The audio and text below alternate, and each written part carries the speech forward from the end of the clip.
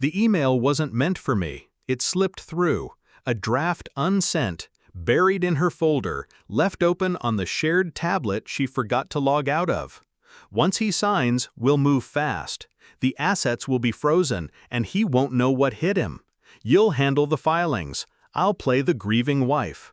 $500 million, clean.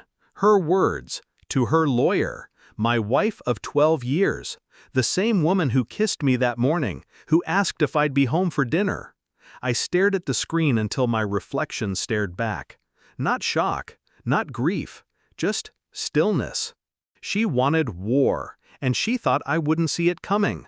For days, I said nothing. I moved through the house like a ghost, sat at the dinner table, listened to her laughter, watched her lean across her phone at night, typing too quickly, too carefully. Every smile felt rehearsed, every touch calculated. But what cut deepest wasn't the betrayal itself, it was the precision. She hadn't just fallen out of love, she had planned, timed, written scripts with her attorney, mapping out how to gut me clean. $500 million. Not just money, decades of building, clawing, surviving. She wanted all of it. I replayed her words. He won't know what hit him. She believed I was blind. She believed she was smarter. That was her first mistake. I began quietly. First, the bank accounts. Unmoved. She hadn't dared touch them yet. Then her calls. I had them traced.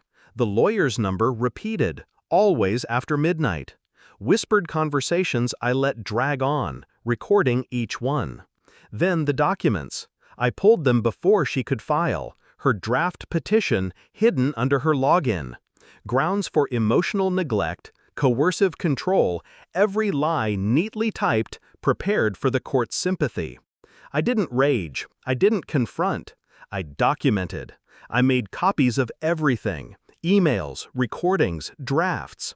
I passed them quietly to my own attorney, the kind of man who'd never lost a war in court. He smiled once, thinly.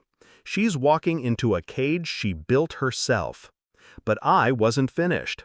I rewrote my will. I shifted holdings. I transferred assets into trusts with clauses she could never touch.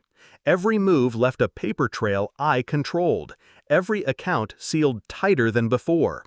And still, I played my part, smiling at her across candlelight dinners, listening as she pretended to love me, letting her believe she was winning. Inside, I measured every breath, every lie, every step closer to her downfall. The filing came on a Thursday, served at my office. I accepted it with steady hands.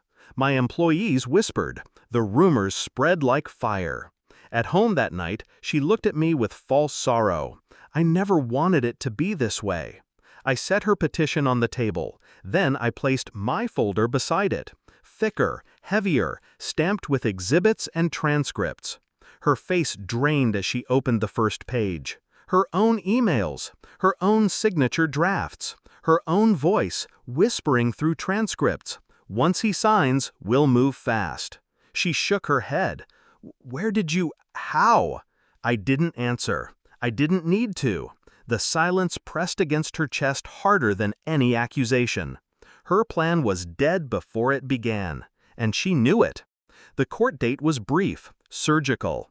My attorney presented her words, her recordings, her plots. Each line stripped her bare in front of the judge. Her lawyer shifted uncomfortably, sweat dripping beneath his collar.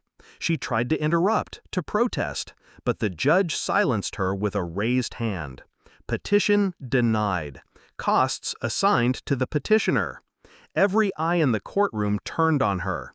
She trembled, clutching her papers as if they could shield her from the wreckage. I didn't look at her. Not once. That was the knife. Not the evidence, not the ruling. The void. The absence of recognition from the man she tried to ruin. When the gavel fell, she reached for me. Please. I walked past. Slow, silent, cold, and she broke behind me. The house is quiet now. Her clothes are gone. Her perfume lingers faintly in Mahal, a ghost of something that never truly existed. $500 million still sits untouched. But wealth isn't the victory, it's the knowledge. She thought she was the predator. She thought she was clever, untouchable, destined to carve me apart and walk away with the spoils. But she never understood. I don't rage. I don't forgive. I observe. I wait. And when the time is right, I end things. She filed for divorce. What she received instead was silence. Reputation ruined. Finances collapsed. Future gone. And me? I didn't lose her. I discarded her. Forever.